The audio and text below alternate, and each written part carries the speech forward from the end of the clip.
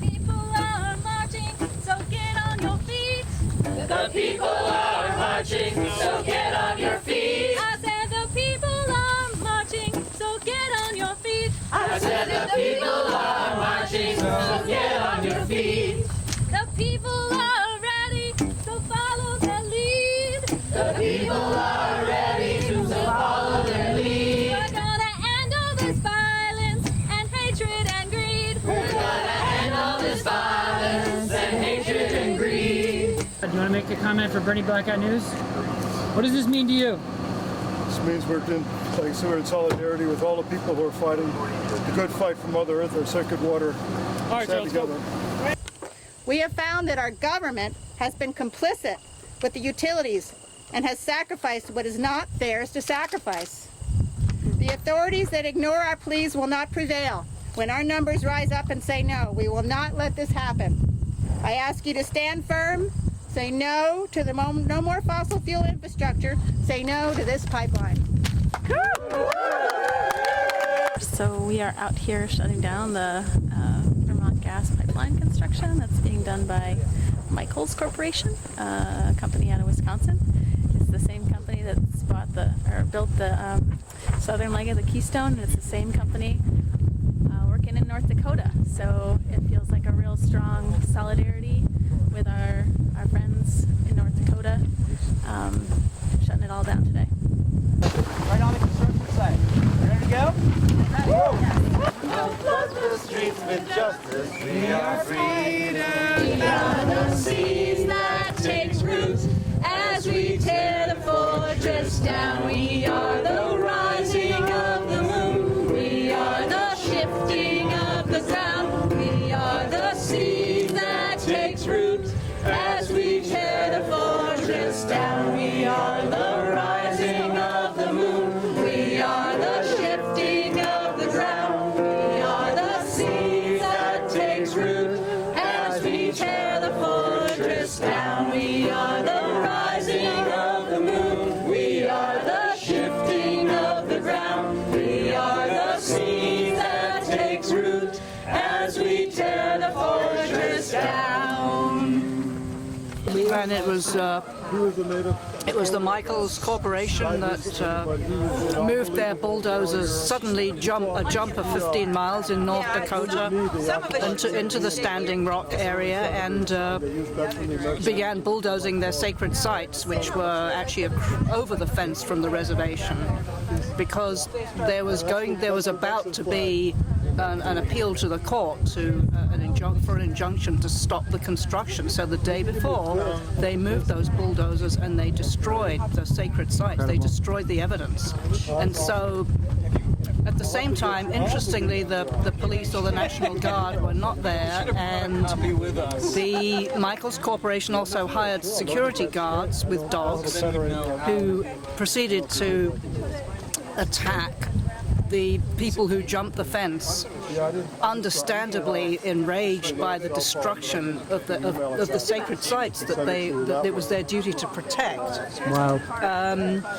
So that they were set upon with dogs. 8 people were bitten, including 1 child, and many people were pepper sprayed in the face.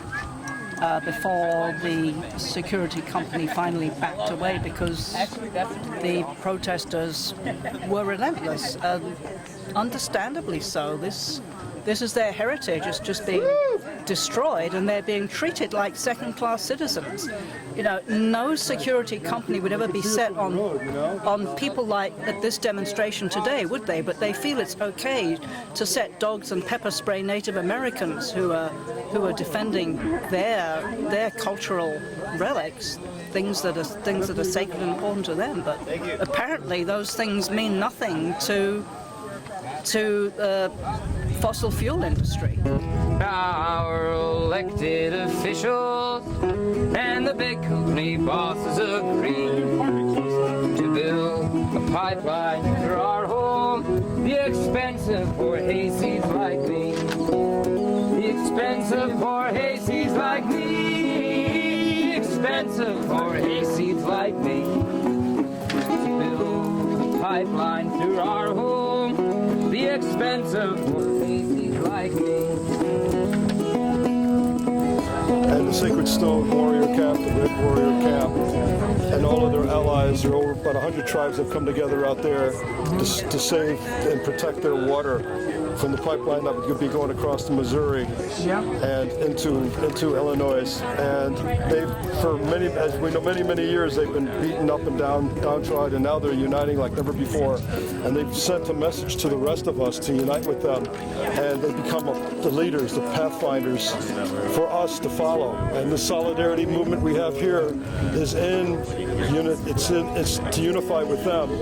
Their fight is out there, our fight is here, which is so important to us because we have our own water that we're trying to protect, and it is sacred. They're entering now the Otter Creek watershed right now, which is our lifeblood for everybody who lives on this side of the Green Mountain State.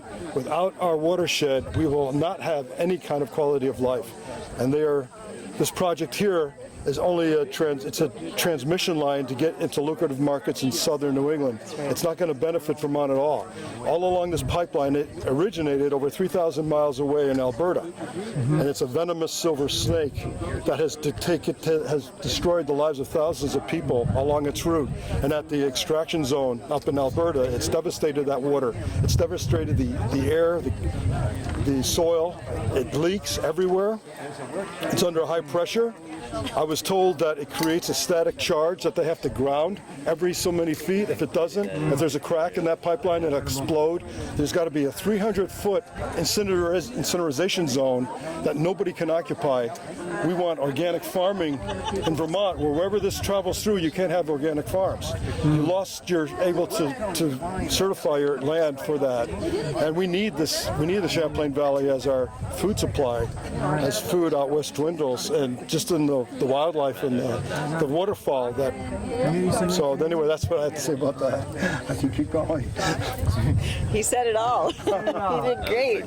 But no, I mean, I'm a mother of a 13 or almost 14-year-old boy, and it's really important for the as they say, 7 generations. Like, we need to protect our future, and this is not how we do it.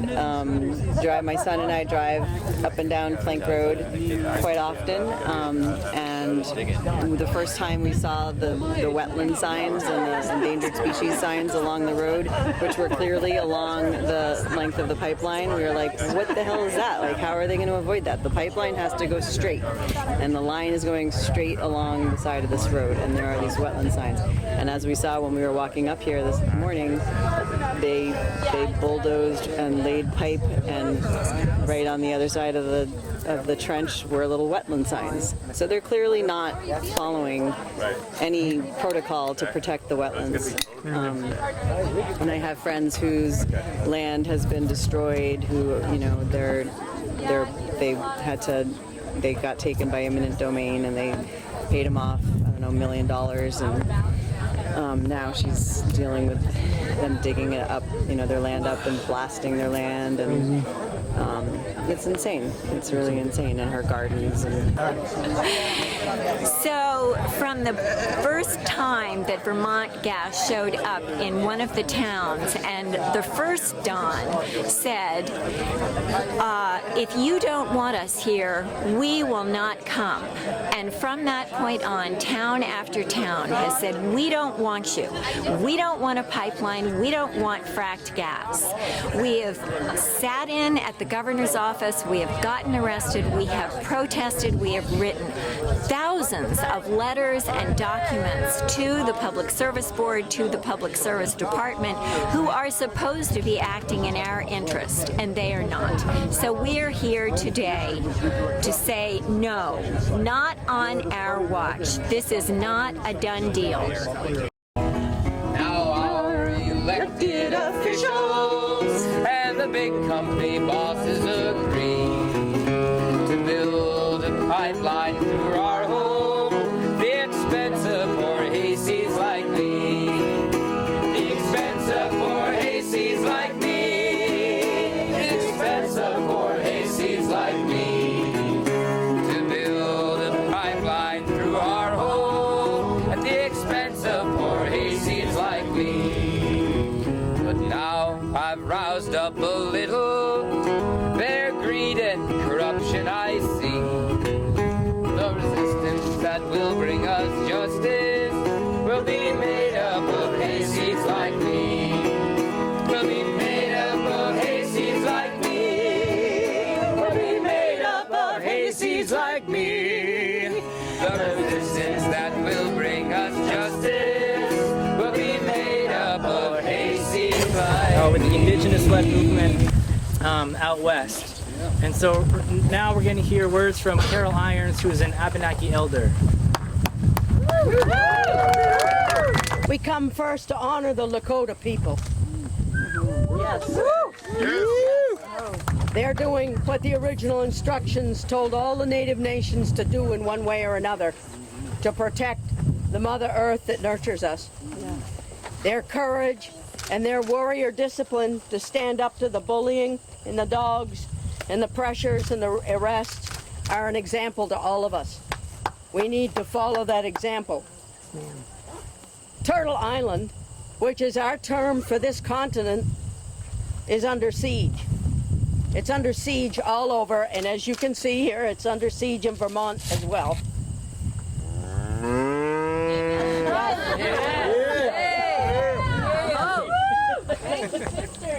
And you've spoken of Mother Earth, and we always understood that Mother Earth is a living being.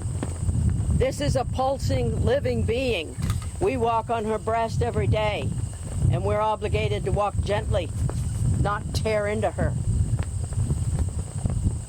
Her blood is our blood. The veins of water flowing in her soil and deep in her centers are the same as the blood in our bodies. Without her blood, we cannot live. She can live without us, but we can't live without her. Her breath is our breath. I don't know if you're aware of it, but our Mother Earth has breathing holes at strategic places on this planet where the wind blows steadily, and sometimes they're just, I've seen one, I've been to one. They're not huge, they're not great big giant mammoth cave type things, but they're breathing holes where the air flows in very steadily for 6 hours, very steadily. And then it shifts and flows back out for 6 hours in a rhythmic breathing pattern that is planet-wide. We also know that the standing ones that came first on this Mother Earth, the plant nations, they breathe for us and we breathe for them. What they breathe in is what we have breathed out, the carbon dioxide. So if you wipe out hundreds of acres of forest land, those great standing ones can no longer absorb the carbon and absorb the heat of Father Sun to help cool the planet. What madness is this? So the plant nation, as they breathe out oxygen that we need to breathe in. We cannot live without the standing ones, the plant nation. As well, they give us our foods and our medicines, and they support all the other life forms. So as you've already said, the waters and the winds, we all need for life. These projects, the projects in North Dakota, the fragging in Pennsylvania, the shale oil that Enbridge does up in Alberta, those are fueling the kinds of projects they're doing here in Vermont. And you can't disconnect it from what they're doing along the mountain ranges, because the waters often rise in the high places on Mother Earth, because that's where Odzihozo pushed up the land and it fractured some of the deep rock, and the waters often rise up there and then flow down the mountainsides, nurturing all the life of that ecology until it gets down in the rivers below. You don't want the pipelines going under those rivers. We know what can happen. It also happens on the ridge lines. These are the same system. It's the same waters. And the wildlife is all affected, and the people that live nearby are all affected. So even as you're standing here in solidarity with North Dakota, what you're doing here to stop a pipeline, what you do down in southern Vermont to stop them doing that in the Green Mountain National Forest, where they're starting, in fact, the governor's going to do a ribbon cutting on Monday, I hear, for another huge wind turbine project. Oh my God. And those wind turbine projects do as much damage to the environment as oil pipelines do. Yes, they do. And so we need to rise up all over. This is Abenaki country. We're brothers and sisters with the Lakota people, also with all the other indigenous nations. There's got to be a rising. This is the beginnings of it. But just for the last few years, where people have begun being arrested, they've begun standing up to the corporations, they've begun standing up to the politicians that are the allies of the corporations. They've been bought off, folks, big time. Big time. What we can do here locally is an echo of what they're trying to do in North Dakota and what they've been trying to do up in Canada with the First Nations, fighting the shale oil stuff up there. That's one of the companies that did the Lowell wind turbine project here in Vermont. They're all interconnected. It's like a snake pit. So we give you thanks for this. We recognize the great web of life. Anytime you tear a hole in that great web of life, the ripple effects in concentric circles way out from the footprint is what you also have to look at. And this is what the corporations don't want you to look at. They got a little road, they say, but it may be a turnpike, and it may be doing something with the waters and the winds and the wildlife that in fact ripple out over years and over decades. And so the damages that you will see on down the road are even more cumulative than what you see in the immediate present. You know that from an oil leak because it's more visible. You also need to know it from those huge solar installations that fry the songbirds that fly above it. What do songbirds do? What do songbirds do? They have everything to do with plant propagation, with the seeds. They have everything to do with the balance between the insects that are good and harmful to our crops and all. Also, when they come in the spring, those high calls of the songbirds put their energy into the air and into the surface of the earth, and that actually stimulates the growth of the seeds. They've been doing studies about this up in Canada. And so the songbirds are also essential for the plant life that gives us our food and our medicine. It's a great web of life, and you can't mess with one part of the web without it affecting all the rest. I really appreciate so many of you showing up, and I hope you'll keep doing this all over, not only the state of Vermont. We've got New York State, we've got New Hampshire, we've got southern Quebec province. I can't go across the border now, but we need to stand with all the people and those who came after, but to whom our old perspective and our way of life speaks to their spirit. We appreciate all of you standing with us. The Abenaki people went through very bad times, as you know, for centuries, and even in the 20th century there was a eugenics program. And so the only way our people could survive was to keep their heads down and not even take ownership of their own culture. They couldn't do it because the children were being taken away, people were being sterilized, children were separated from their families and put in institutions and foster homes simply because they were Native American. It also happened to people with disabilities. It happened to other non-Caucasian ethnic folks. And this was happening in the 1920s and 30s. So a lot of us, our parents and our grandparents, no longer passed on the teachings because it would have meant destroying their own family and their own children. So we are recovering that, and we are not as strong as what you folks are showing today, but we do appreciate it. We talk quietly among ourselves. Gradually, some of us are coming out and more willing to own our heritage. But if you're wondering why the Abenaki aren't as strongly here, it's because they had to survive by hiding in plain sight. And there are many people with Native heritage who either don't know it because it wasn't passed on, or still don't dare speak. I talked with my elderly aunt a couple decades ago, and was trying to ask her some, and she didn't even really want to talk about it. She wouldn't talk about it. And she finally said, because I worked for an agency, that wasn't a good thing, I guess. And she looked at me and she said, first they find out all about you, then they come for you. And that long shadow of eugenics, which she had lived through, and she had not had children, was the reason that she wouldn't even talk about what happened.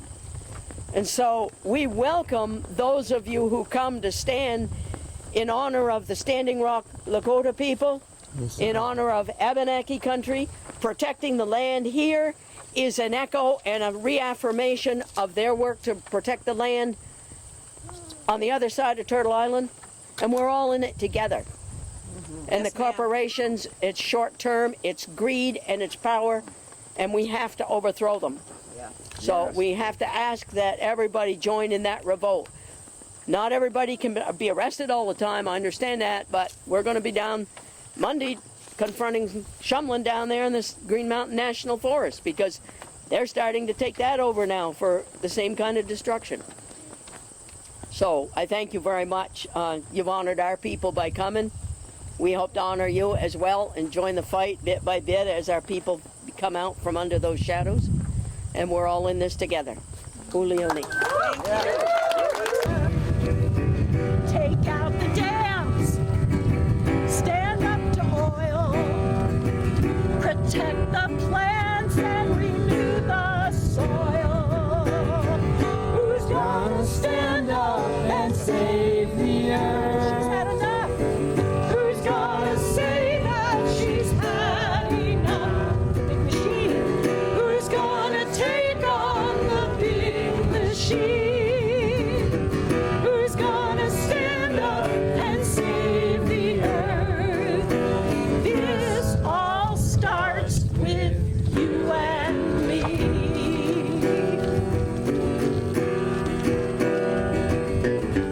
Ban fossil fuel, draw the line before we build one more pipeline. Ban fracking now, let's save the water and build a life for our sons and daughters. Go home, Michael! We don't want to go home! Mother Earth. And it's pretty clear that we've shut down construction along this whole stretch for right now. Especially for us marginalized people of color and indigenous peoples, these pipelines represent something more than pieces of metal being buried into the ground. They represent the struggle for life or death. We stand in solidarity with those at Standing Rock, putting their bodies on the line, fighting for their future, which in the end is all connected, which in the end is our future.